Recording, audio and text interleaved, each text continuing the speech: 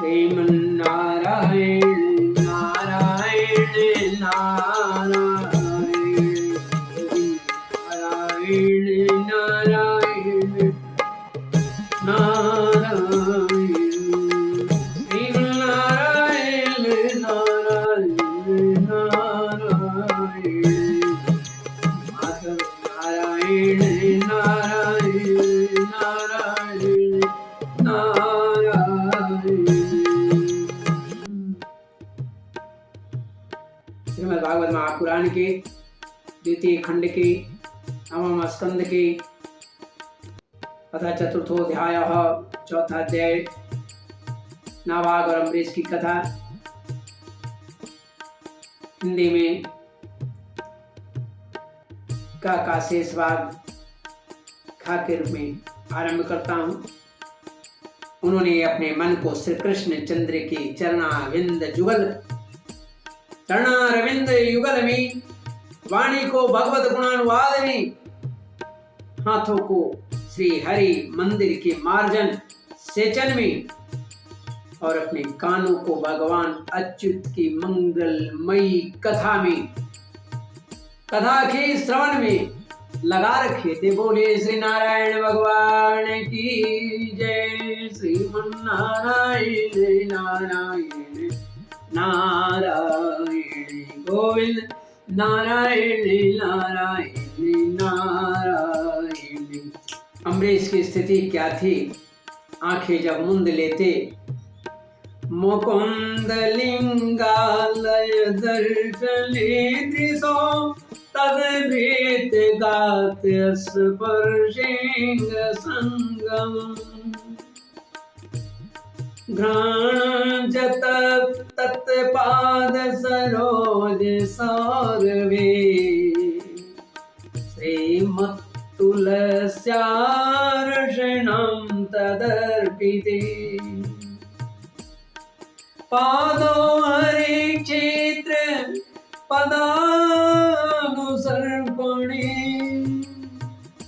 शिरोहरिकेश पदाभिवन्दने कामं च दासेन तु काम्यया यथोत्तमश्लोकजनाश्रयारति उन्होंने अपने नेत्र मूंद कर, अपने नेत्र मुकुंद की मूर्ति में, मंदिरों के दर्शन में, अंग संग भगवत भक्तों में, भगवत भक्तों के शरीर स्पर्श में, नासिका उनके चरण कमलों पर चढ़ी श्रीमती तुलसी के दिव्य गंध में, रचना यानी जीवा को भगवान के प्रति अर्पित नैवेद्य प्रसाद में संलग्न कर दिया, मिला दिया। बोलिए श्री नारायण भगवान की जय। श्री अम्बरीश महाराज की जय। अम्बरीश के पैर भगवान के चित्र आदि को पैदल यात्रा करने में ही लगे रहते और वे सिर से भगवान श्री कृष्ण के चरण कमलों की वंदना किया कर। राजा अम्बरीश ने माला, चंदन आदि भोग सामग्री को भगवान की सेवा में समर्पित कर दिया। भोगने की इच्छा से नहीं, बल्कि इसलिए कि इससे वह भगवत प्रेम प्राप्त, जो पवित्र कृति भगवान के निज जनों में ही निवास करता है। इस प्रकार उन्होंने अपने सारे कर्म उस यज्ञ पुरुष इंद्रियातीत भगवान के प्रति उन्हें सर्वात्मा एवं सर्वस्वरूप समझकर समर्पित कर दिए थे और भगवत भक्त ब्राह्मणों की आज्ञा के अनुसार वे पृथ्वी का शासन करते थे।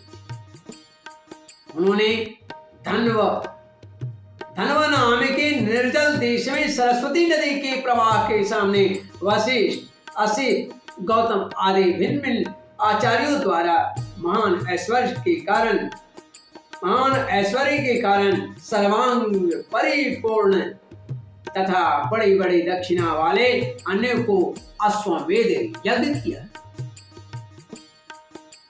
अश्वमेध यज्ञ करके यज्ञाधिपति भगवान की आराधना की थी।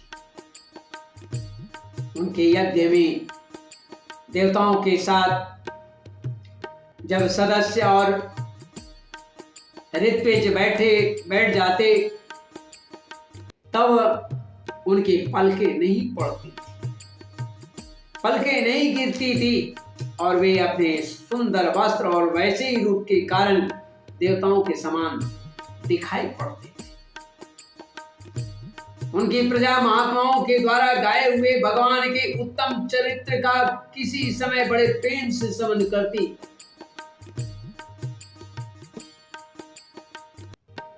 इस प्रकार उनके राज्य के मनुष्य देवताओं के अत्यंत प्यारे स्वर की भी इच्छा नहीं करते।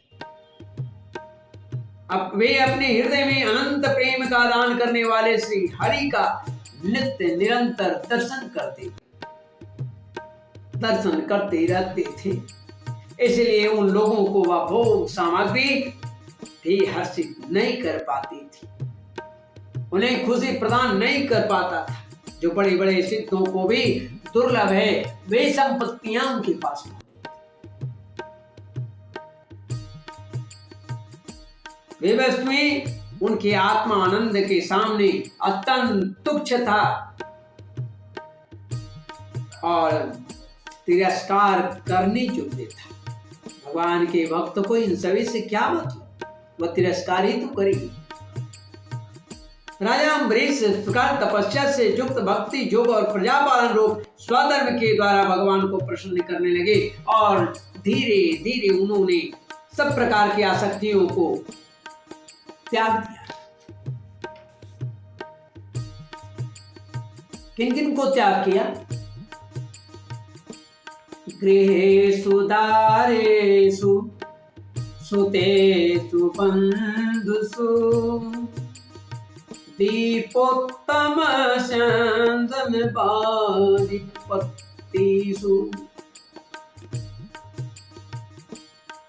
अक्षय रत्नाभरणायुधादि स्वनन्त कोशे स्वकरोद सन्मतिम्। गृहेषु दारेषु सुतेषु बन्धुषु दीपोत्तमस्यन्दन वाजिपत्तिषु। घर, स्त्री, पुत्र, भाई, बंधु, बड़े बड़े हाथी, रथ, घोड़े एवं पैदलों की चतुरंगणी जो मेरी सेनाएं हैं, अक्षय जो रत्न हैं जो कभी खत्म होने वाला नहीं है, आभूषण जो हैं और आयुध, ये आदि समस्त वस्तुएं कभी समाप्त न होने वाले कोष के संबंध में उनका ऐसा दृढ़ निश्चय था कि वे सब के सब असत्य हैं, सब के सब नाशवान हैं। उनकी अनन्य प्रेममयी भक्ति से प्रसन्न होकर भगवान ने उनकी रक्षा के लिए सुदर्शन चक्र को नियुक्त कर दिया। इस स्थिति में भगवान नारायण प्रसन्न हो गए और सुदर्शन चक्र को उनकी रक्षा के लिए नियुक्त किया गया। बोले श्री नारायण भगवान की जय। जिस सुदर्शन चक्र की गड़गड़ाहट से भयानक दानव भाग खड़े होते हैं, वही चक्र आज अम्बरीश की रक्षा के लिए हो। जो विरोधियों को भयभीत करने वाले एवं भगवत भक्तों की रक्षा करने वाले। राजा अम्बरीश की पत्नी थी। राजा अम्बरीश की पत्नी भी उन्हीं के समान धर्मशील, संसार से विरक्त एवं पति परायणा तथा भक्ति परायण भी थी। एक बार उन्होंने अपनी पत्नी के साथ भगवान श्री कृष्ण की आराधना करने के लिए 1 वर्ष तक द्वादशी प्रधान एकादशी व्रत करने का नियम ग्रहण किया। व्रत की समाप्ति उन्होंने कार्तिक महीने में उन्होंने 3 रात का उपवास किया और एक दिन यमुना में स्नान करके मधुबन में भगवान श्री कृष्ण की पूजा की। उन्होंने महाभिषेक की विधि से सब प्रकार की सामग्री और संपत्तियों द्वारा भगवान का अभिषेक किया और हृदय से तन्मय होकर वस्त्र, आभूषण, चंदन, माला एवं अर्घ आदि के द्वारा उनकी पूजा की। आवश्यकता नहीं थी, स्वयं ही उनकी सारी कामनाएं पूर्ण हो चुकी थी।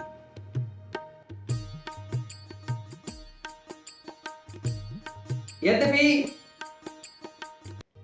भाग्यवान ब्राह्मणों को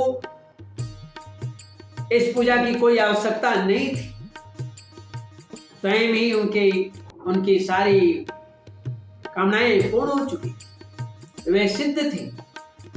तथापि तो भी राजा अम्बरीश ने भक्ति भाव से उनका पूजन किया। तत्पश्चात पहले ब्राह्मणों को स्वादिष्ट और अत्यंत गुणकारी भोजन कराकर उन लोगों के घर 60 करोड़ गौएं सुसज्जित करके भेज दिया। 60 करोड़ गौ को सजा करके उन्होंने भेज दिया। उन गौओं के सजावट में सिंह सोने के, खुर सोने की, सोने के से मड़े थे। सुंदर सुंदर वस्त्र उन्हें उड़ा दिए गए थे। वे गौएं बड़ी सुशील, छोटी अवस्था की, देखने में सुंदर, बछड़े वाली और खूब दूध देने वाली, उनके साथ दोने की उपयुक्त सामग्री भी साथे भिजवा दिया, यानी बल्टी लोटा जो भी है उन पात्रों को भी साथे दिया जिसमें वो दो सके।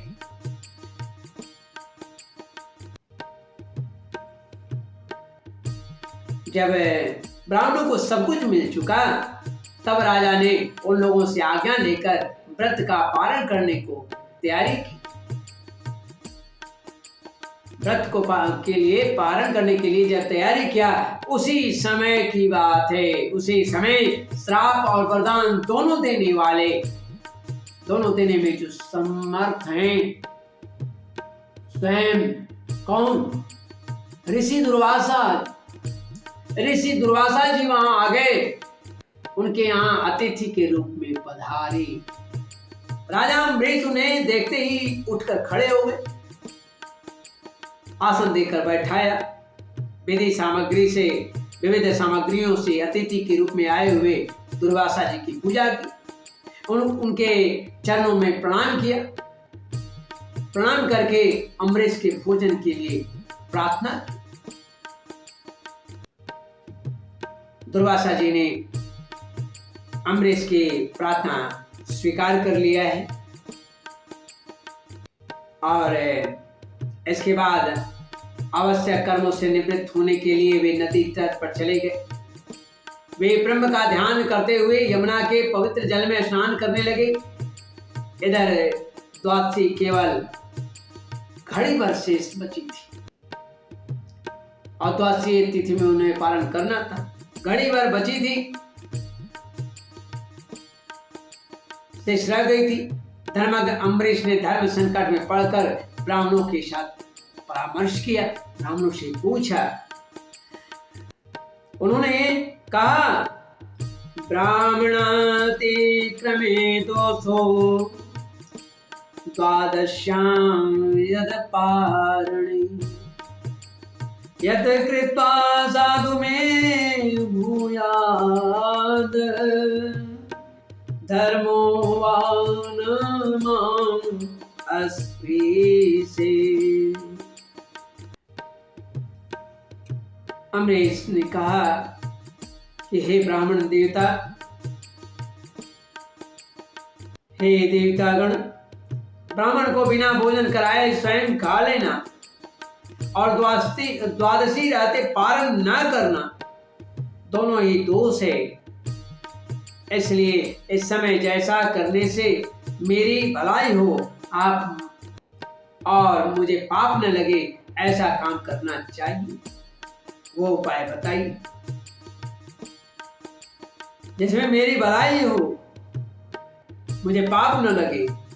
तब ब्राह्मणों के साथ विचार करके उन्होंने कहा कि हे ब्राह्मणों, श्रुतियों में ऐसा कहा गया है कि जल पी लेना भोजन करना है भी है और नहीं करना भी है, तो क्या मैं जल ले सकता हूं, यानी जल से हम पालन कर लें? ब्राह्मणों ने कहा ठीक ठीक है।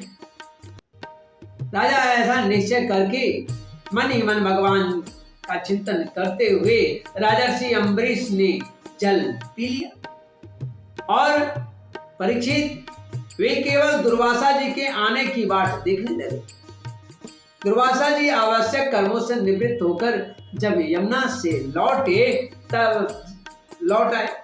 जब राजा ने आगे बढ़कर उनका अभिनंदन किया तब उन्होंने अनुमान से ही समझ लिया कि राजा ने पारण कर लिया है। निश्चय ही राजा पारण कर लिया है।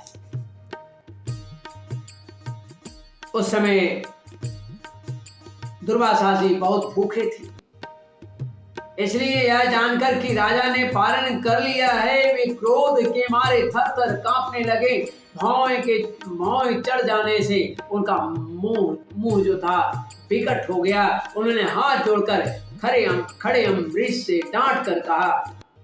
श्रीमद्भागवत महापुराण के द्वितीय खंड के नवम स्कंद के अथ चतुर्थोध्याय चौथा अध्याय नावागर अम्बरीश की कथा हिंदी में ठाक के रूप में समाप्त करता हूँ।